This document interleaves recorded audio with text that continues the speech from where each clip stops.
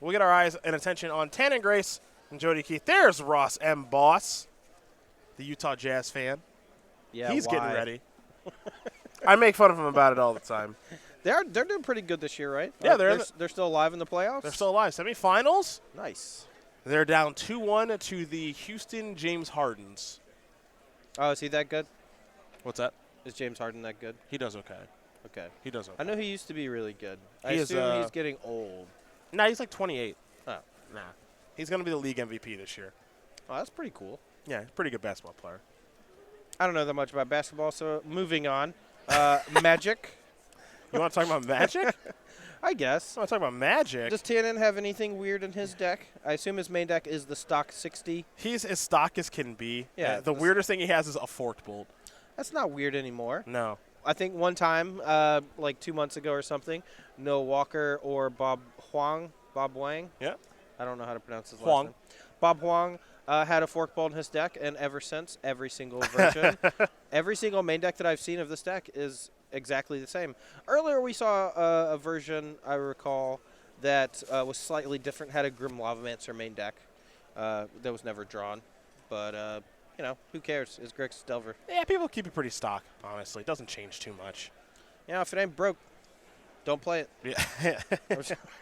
In Legacy, that's true. It looks like Tana might be taking another mulligan here. Good. Might be falling down to 5 cards.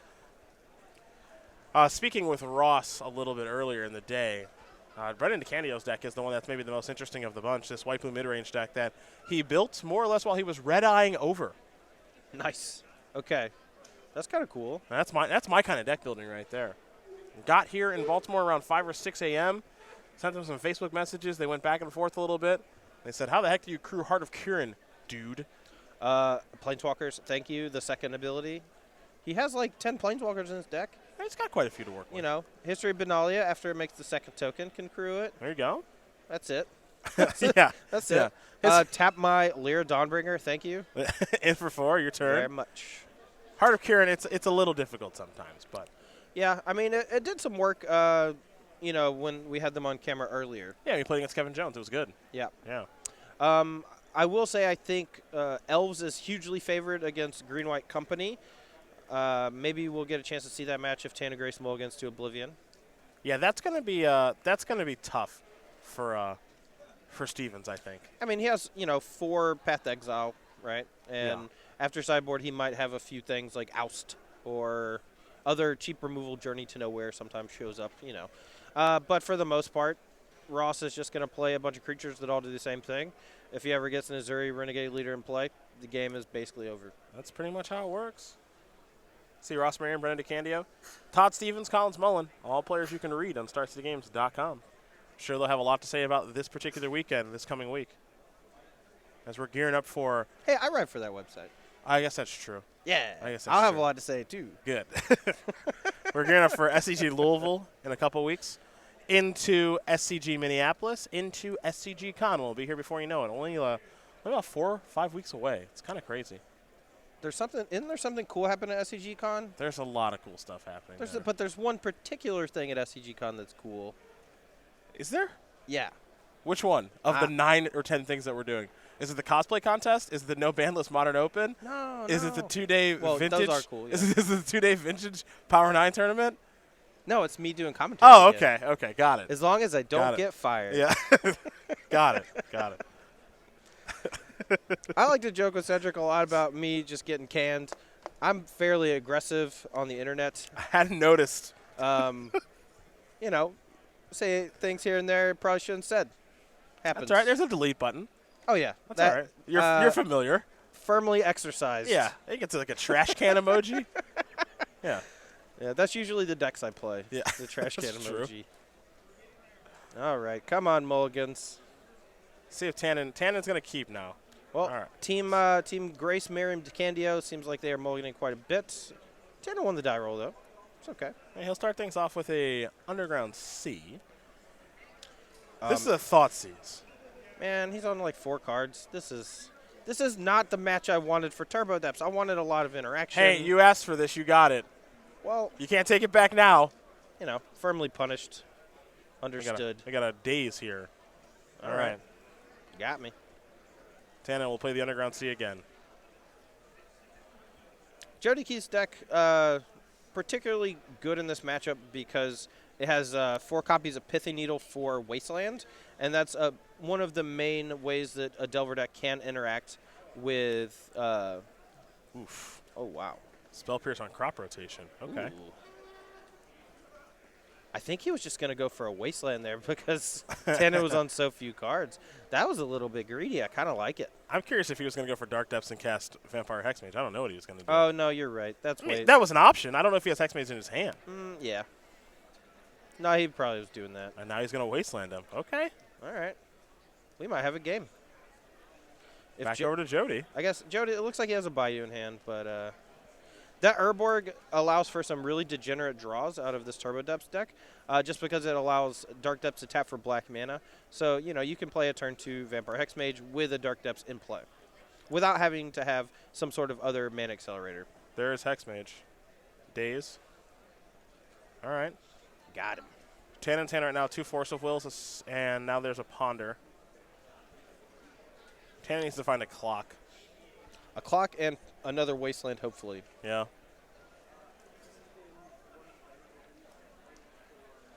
For being on 4 cards, he's putting up quite a fight. He's doing better than I thought he would be. Oh, for sure. Go back over to Keith. Dark Depths Hexmage number 2. There's Duress. Yeah, all of these discard spells from Jody's deck, he has 4 copies of both Duress and Thoughtseize. Sometimes it plays a lot like a Storm deck, where you just try to take the very small pieces of interaction that your opponent might have for your deck. And then, once the coast is clear, you go for a Vampire Hexmage, make a 20/20, or just use Thespian Stage. If you have Thespian Stage here, game's over. It would be over. Force of Will. A couple mystery cards there in Grace's hand. Believe, the Tropical Island, which he played. He didn't let me finish. Jody's going to sacrifice a Verdant Catacombs, dig a land out of his deck. He'll go with the Bayou. He might be icing down the Dark Depths, perhaps. I love it. I love it when they do that. Manual mode.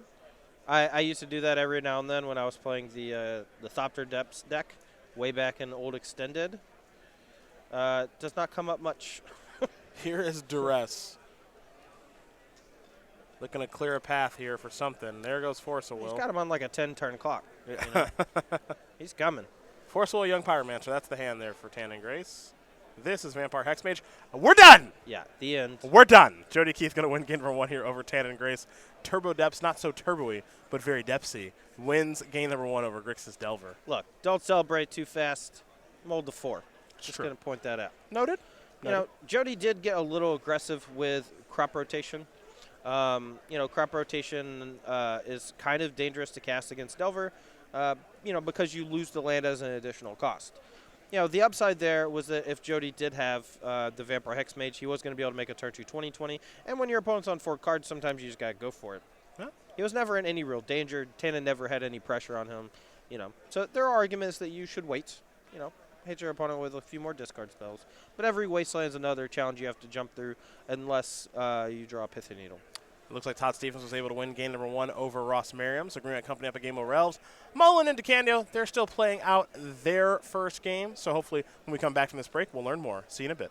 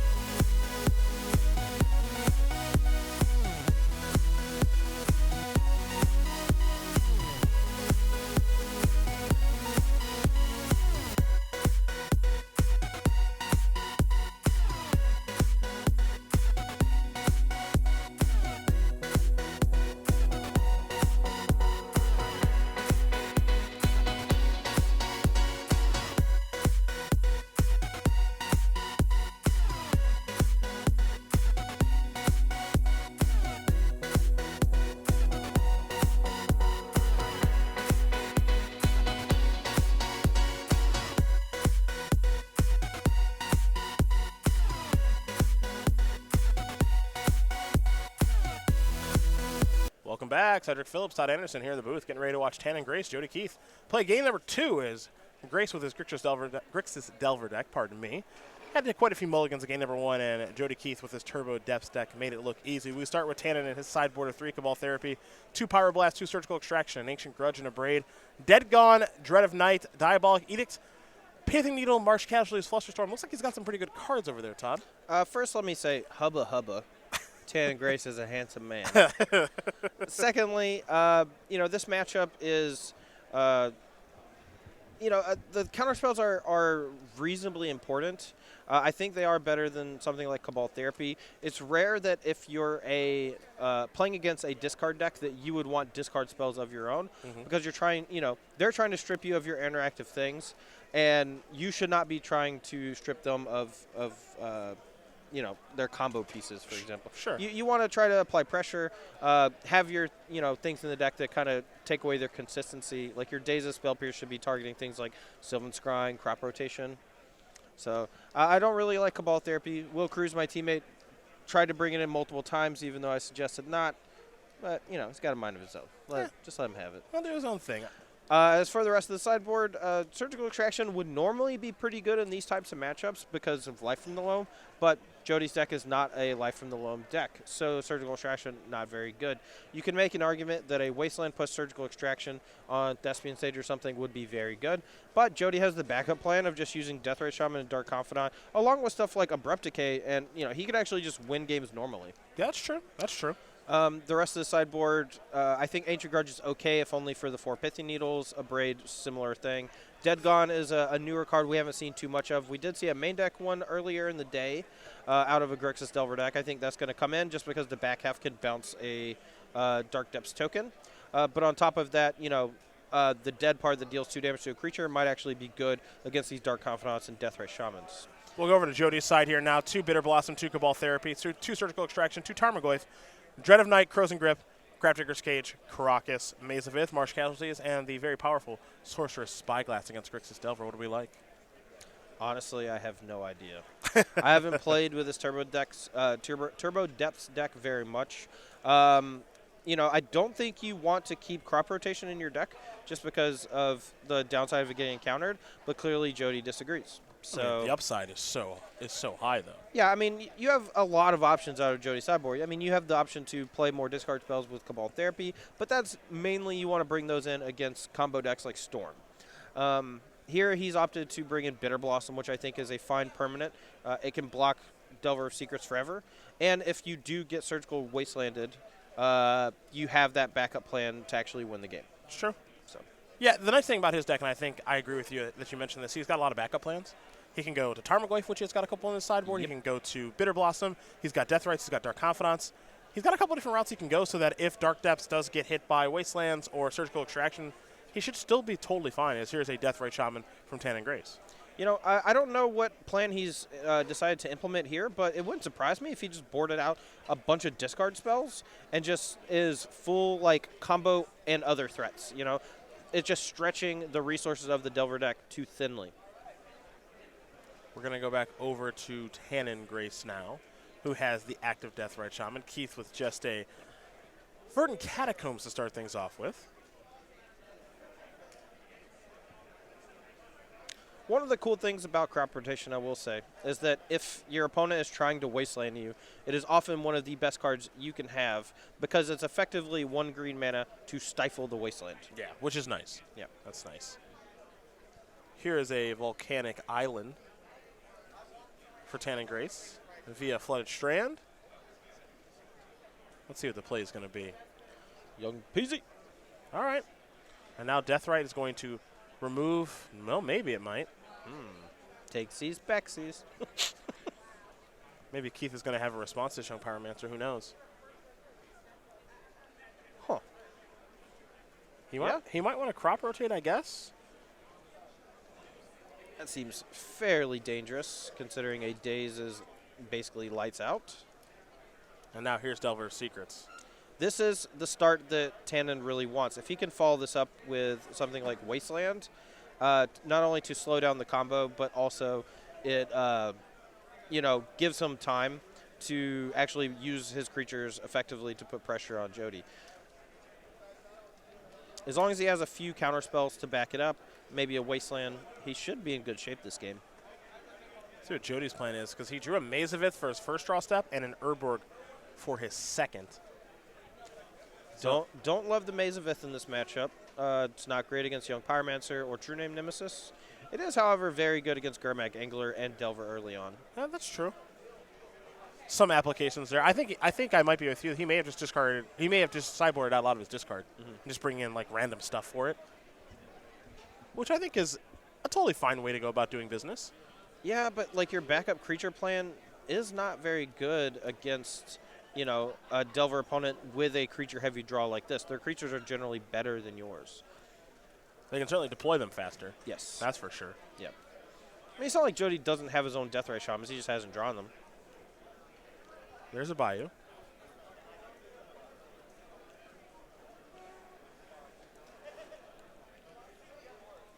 We'll see where Jody Keith goes next.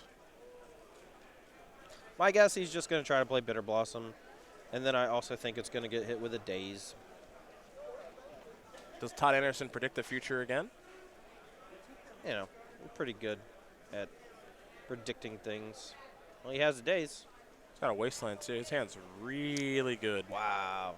Yeah, I think this game might just be over and done with already. Yeah, if this Delver flips. Oh, yeah. We have Dylan Donegan incoming. This Delver flips.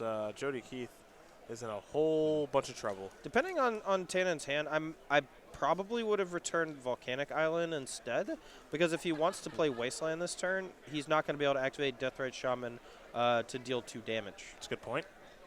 But, I mean, he may just want to use his mana in different ways. He may want to main phase a Brainstorm to get a trigger off a Young Pyromancer. And he might have Ponder or something, you know. But I would probably get the Wasteland in play now. That way, if Jody does go for something like Pithy Needle, you know, he can use it in response. I may even do it now while he's tapped out on the Thespian stage, so he can't use crop rotation to protect it. Yeah, that's the thing I'm kind of interested in doing, is just taking care of one of these non-basics now. I think I'd rather take care of stage as opposed to Bayou, but just get one of these lands off the battlefield while you have the opportunity. Right.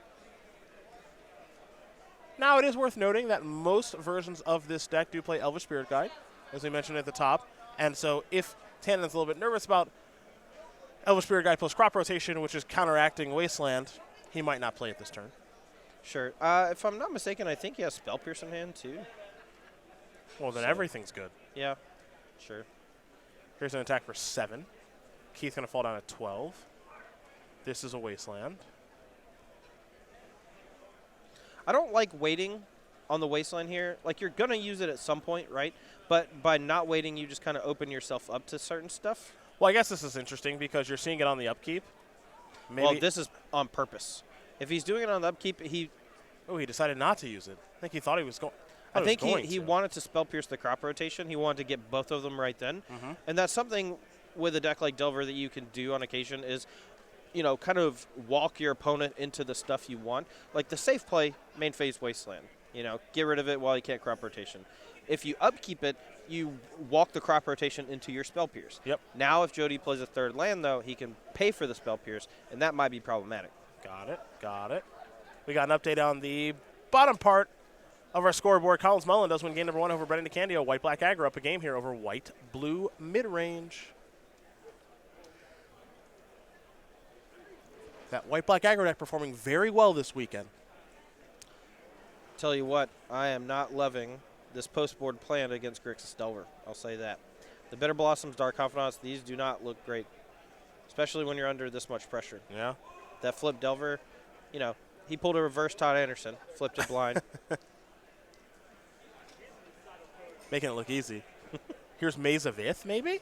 Yeah, this might play. Just buying some time against Delver. Young Pyromancer doesn't really want to attack into Deathrite because it trades. He might be fine trading, though. I would also I kind of expect him to EOT Brainstorm here as well. I like an EOT Brainstorm a lot. I mean, you could also just hit a Daze, you know, for this Dark Confidant. Yeah, I like EOT just Brainstorm almost no matter what his hand is, just to get more action. This is also another reason why I think using the main phase Wasteland might have been correct, because it just restricts his overall amount of mana. He was able to play 2 spells this turn. Sure.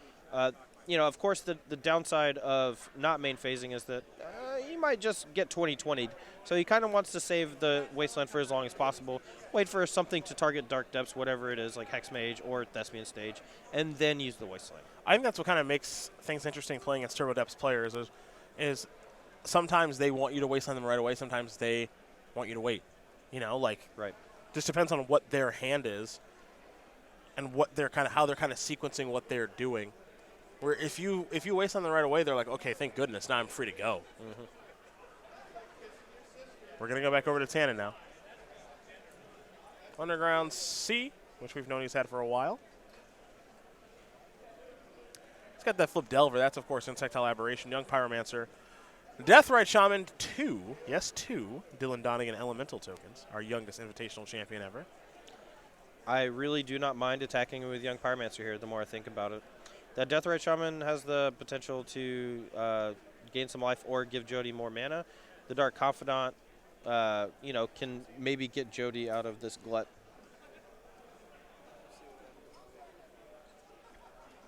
I don't like attacking with the tokens and the Young Pyromancer. Tokens are just a free block. One of them At least one of them yeah, is, yeah. for sure. If you attack with both tokens and the Pyromancer, that gives Jody a lot of incentive to trade Dark Confidant for Pyromancer and eat a token. Sure.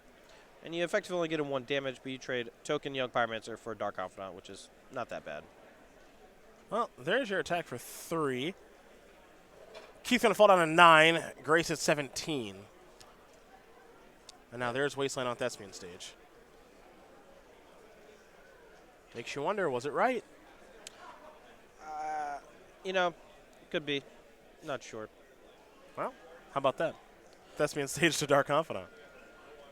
He could play Thespian Stage or Dark Depths and use crop rotation to get the other piece to make a 20/20. Uh-huh. The problem is that I believe Tannen has a Delver of Secrets and a Force of Will in hand. I believe. Well, he better. I'll say that much. Here's Maze of Ith, so maybe Jody going to slow roll it a little bit here. It's kind of the awkward thing about this Turbo Depths deck as compared to playing just like the old version of lands, for example, is that you have a lot of situations where you need to be able to put 2 lands onto the battlefield at once, and your deck doesn't play Explore because you're not a Life from the Loam deck. So here, it would be great if Jody had an Explore in hand because he could just, or Exploration in hand, he could just play both his combo pieces and main phase it. Here's a Thoughtseize. Spell Pierce is going to go after that. We could pay for it. Yeah, looks like Jody doesn't want to, though. So has that Maze of Ith, Dark Depths, Thespian Stage, all in hand. But this is the problem that you mentioned is only the ability to play 1 land per turn. He'd like to have all 3 on the battlefield. There's Maze of Ith, maybe buy him a little bit of time. That's kind of why I think that maybe Maze of Ith shouldn't be in the deck, because it's rarely a land you want to take a turn to play. Like out of something like the old school lands deck where you can play multiple lands a turn, having Maze of Ith is fine. It buys you some time in certain spots. Here, it's costing you an entire land drop. We'll head back over to Grace. He'll draw.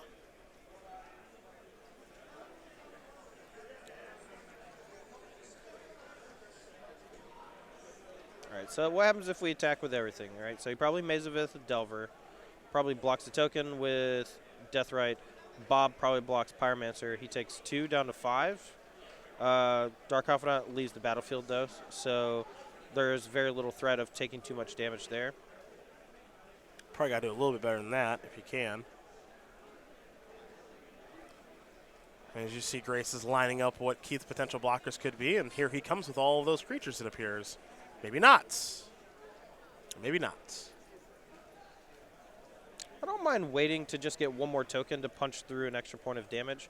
Tannen effectively has him at 3 life before Jody can kill him with a Dark Depths token, right? Because he goes EOT, activate, untap, activate. With Deathrite Shaman? With Deathrite Shaman. Yep.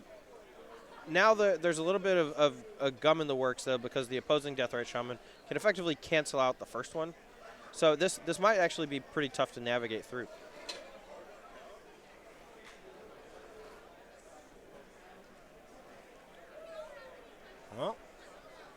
We're going to move on to Keith now. This is going to be the end of Grace's turn. I don't believe there is a creature in the yard to gain life, which is something that he would want to do. He would love to gain some life right now. Repticate is a reasonable draw. If he's trying to play this longer game, he has Maze of Ith to lock down Delver of Secrets. A Repticate can take care of Young Pyromancer. And Deathrite Shaman's kind of bouncing off each other if he wants them to.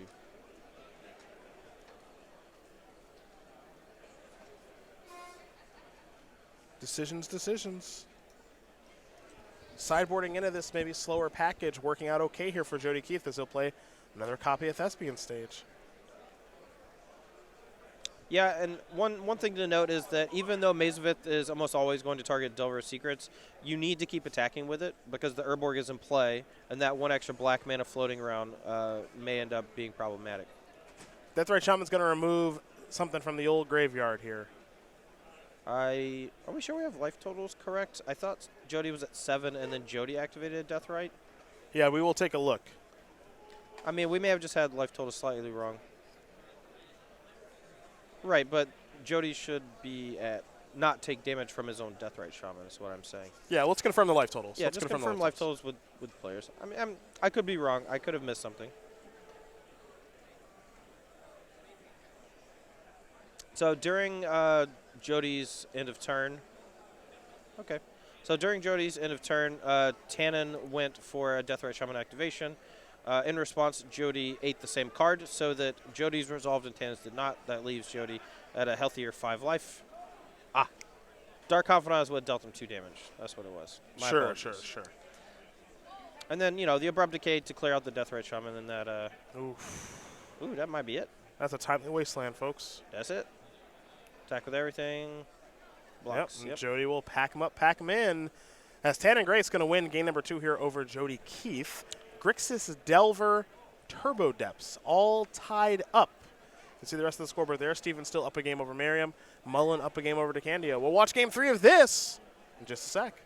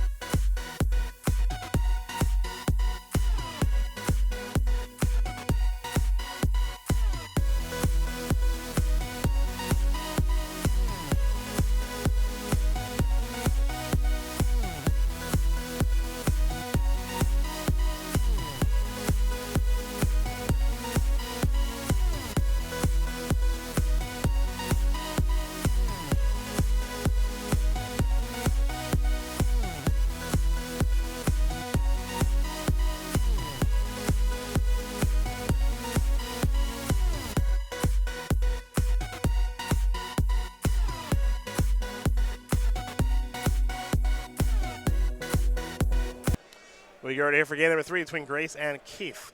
Grixis, Delver, Turbo Depths.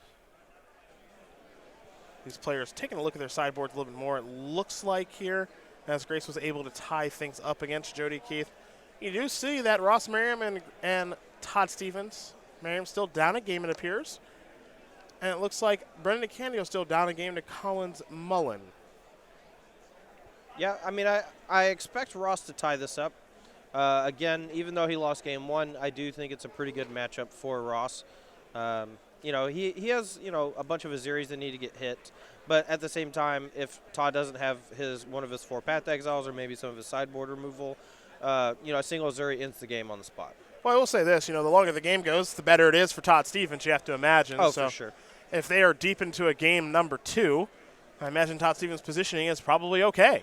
No, you're probably right, so maybe I'm just wrong. I don't know. I mean, it's not a for sure thing. I do think that Azuri is the trump card of it all. Or, obviously the ability to make infinite mana and then Azuri it up, as Collins does win his match over Brendan DeCandio 2-0. Okay. The team of Keith, Stevens, and Mullen currently up a match over Grace Merriam and DeCandio. Yeah, Jody's going to be on the play here for Game 3. I think that's pretty important against Delver decks, especially in Deathrite Shaman mirrors, quote unquote. Yeah, I think this is a pretty good spot here for Keith. I don't think he's going to be this more reactive deck after sideboard with Maze of Ith and stuff. I think he's going to be a lot more proactive now that he's on the play. Sure. At least that would be my expectation.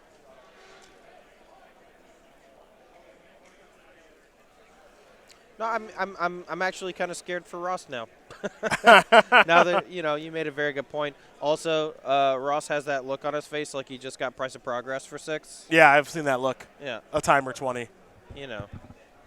He's thinking, and he's in trouble. Elves isn't the best long game deck. Yeah, I guess so. You do need to kind of close out quickly. Well, I've always seen that when Todd Stevens has kind of got his ball rolling with that Green-White Company deck with Trackers and Coursers and Light of Reliquaries, it's tough. For sure. It is tough to beat. One of Stevens' main forms of attack, though, is ghost quartering all of your opponent's lands. Yep. But Elves, even though if it loses all of its lands, it has a ton of mana-producing creatures. So I could see a world where he goes for that plan and it doesn't actually do much. You see Grace and Keith, they are definitely interested in what's going on in the middle. I think we should try to jump down to that middle match if we can, actually. Yeah, I'm done with this depth thing. Their eyes are on that one. So we can maybe get a little live look in to see. Yep, I knew it. I knew it. I knew Todd Stevens was up to no good. Dude, I hope this is one Elvish Mystic attacking for infinity. Well, I think that Ross has...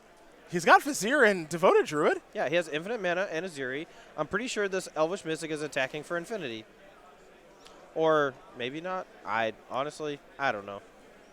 I feel like infinite mana plus Azuri. I guess I don't know what turn it is. There's a Path to Exile up in there. Everyone was so curious. I had to be curious, too. It feels like if Stevens is thinking about cracking the canopy, that it's his main phase, or it's like EOT and he's thinking about cracking or casting Coco.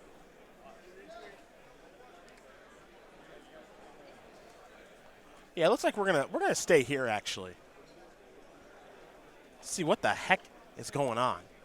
Oh, I think I get it. I think Todd Stevens has a warship in play. No, he also has Gideon's Intervention. Yeah. I see. It's hidden. It's hidden. Okay. Interesting. I think I understand now. Here's a Path to Exile. I think Ross is going to make infinite mana. Regenerate all of his creatures. And overrun his team a million times. Yeah. Okay. Wow. Need to dream a little bigger, darling. I guess we'll also figure out what Gideon's Intervention is naming. That's got to be a little interesting to know. A card that people say needs to be banned in the Brawl formats. Really? For its annoyance against Planeswalker generals. Because they just can't cast your general. Gideon's Intervention is on Court of Calling. Okay. Cool. I guess if he named Collect a Company, he couldn't cast his own, or is it one-sided? I forget.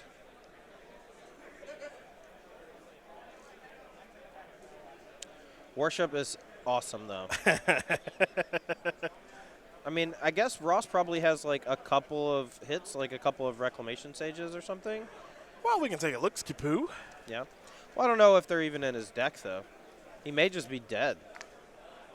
Well, I think he knows. I think, given that Ross and Todd know each other pretty well, wouldn't be surprised if he knew about the warship coming. Ross has A Reclamation Sage. What if he has one Reclamation Sage, but he, is for tutoring, Okay. But now the tutor is turned off, so he has one out. So he's got to draw it. Even if he draws it now, though, he lost the Azuri, so he can't even get through these gigantic creatures. That's true. Steven's at 6, but he's climbing his life total up with Corsair Crewfix and Scavenging Ooze and such. I love that Todd Stevens just out here just doing his own thing. Yeah. Just the czar of Value Town as usual. God, I hope that sticks. His creatures are large and in charge. He can play a ton of lands a turn because he's got Azusa. He's got Knight of the Reliquary out there. Scavenging Ooze to eat graveyards and gain life. Courser to gain life. Eidolon of Rhetoric to make sure that no one's doing anything too unfair. I don't know how Ross Merriam gets himself out of this. I really don't. Personally, I'm curious on whose turn we're on and at what point things are happening. Because they haven't moved in like 2 minutes. It's been a moment. Azusa. He also has Azusa and Ramming Up Excavator. He's got the full-blown, wombo combos. He's got everything. Oh, here's a Path to Exile. Okay, right. So Todd Stevens just passed the turn over to Ross. Ross is going to path Ranganap Excavator. Okay.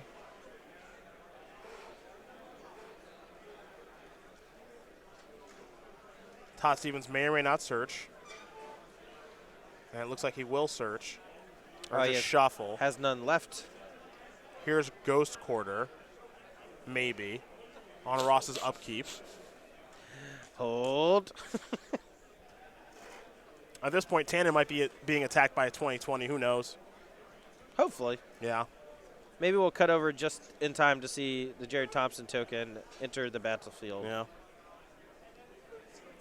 That's all I really wanted, to see my good buddy Jerry on camera. The long con. All right, top card there is a Voice of Resurgence. All right. Sure. That's just the thing that's going on. Merriam will draw.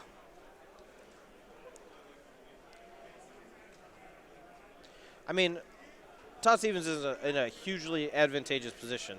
He has multiple Birds of Paradise getting pumped by Gavany Township. Those fly right over all these elves. He's got giant creatures to block. So really, Ross needs to draw not only a way to deal with worship, but a way to actually, punch through damage. Yeah. He does have infinite mana. Sometimes infinite mana is not good enough. It doesn't appear to be even close to good enough this game. Nope. This is the kind of Magic that I really, really don't like. the brain strainers, It's not easy. No. It's not easy. I like keeping that Path to Exile on top of the deck, personally. You want to draw that pretty soon here just to maybe break up the infinite mana combo just in case, I don't think Ross is going to expose an Azuri to a Path to Exile until he's able to get the worship off the battlefield, though. That just seems kind of silly. Yeah, I think that's extremely unlikely. Explosives on 1 will enter the battlefield, so that can kill a decent amount of Ross's stuff, but I don't think that Stevens is going to want to activate that simply because he has 2 Birds of Paradise that are doing a little bit of work in the air. Yeah, I think it's pretty safe to at least attack for 4 here. I don't know. I would try to get Ross dead as quick as possible. If you attack for 4, you can attack for 6 if you want with the Gavany Township. Mm-hmm. So pumping those seems reasonable. And that, makes Ross dead next turn. Looks like Stevens is considering that. 4 is also fine. You can just EOT pump, untap pump. Sure. You can still do lethal. You can still do it over 2 turns. Yeah, but if he's not using his mana, it doesn't matter. So he's going to pump main phase. Keep in mind, too, that because Eidolon of Rhetoric is out in the battlefield, Stevens can't do multiple things in a turn. So he just played Explosives. That's the only spell he can play. There's Court of Calling, which is what Gideon's intervention is naming, and that is going to do it. So the team of Jody Keith, Todd Stevens, and Collins Mullen are going to win this match here over Tannen Grace, Ross Merriam, and Brendan DeCandio, and that means that Jody Keith